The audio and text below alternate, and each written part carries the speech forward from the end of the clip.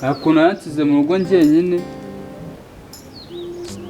ngo yagiye gusenga kansiga mu kazi. Mama, papa, sinzongera kujya gusenga. Namenye impamvu Imana yabatwaye mukadusiga twenyine.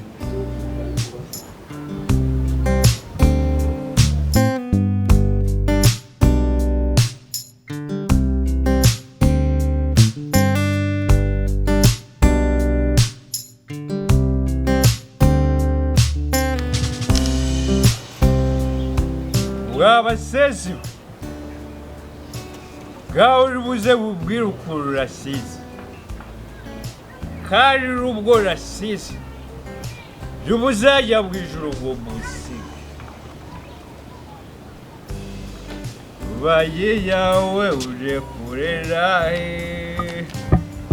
u Rwanda rwose urarwandagaje.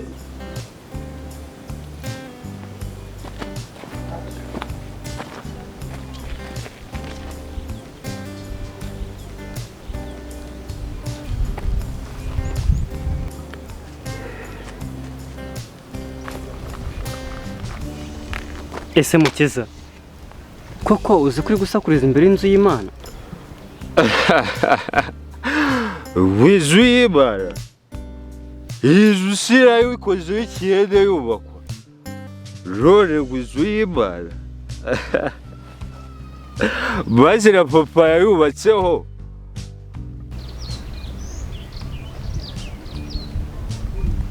Basi se ntiwabikorera ko ari inzu y'Imana? Ibyo byose fose fo buri buzajya bwambara ipantaro irangi yambaye, bwambara inkweto irangi yisape. C'est faux, faux. Mukiza, uhaganye inzira yo gusenga ko nta mahoro y'umunyabyaha. Reka rigende mbihorere, reka rigende mbihorere, muzagwa mu nzira ngo muraza gusenga.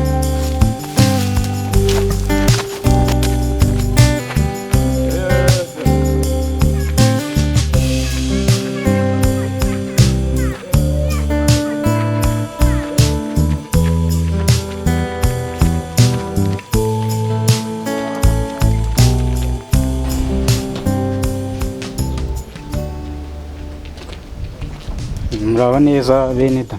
Muraba neza muvandimwe. Komera cyane. Gusa rero mwihangane de natinze. Nanjye singewe mama yari yarwaye. Inje mbanje kumugeza kwa muganga. Nari mbizi ko hari ikibazo wahuye nacyo. Gusa bihangane kubwa mama wawe. Ubu se bwameze neza? Yewe ntabwo ari neza cyane. Za ndwara z'abakuru nyine ziba zaje. Ihangane muvandimwe, ahubwo fungura dukora amasengesho. Mwibuke bavandimwe ko turacana mu rugo. Mukamfasha kuganiriza muri umuna wanjye. Na n'ubu yanze kugana inzira yo gusenga ngo kubw'urupfu rw'ababyeyi bacu.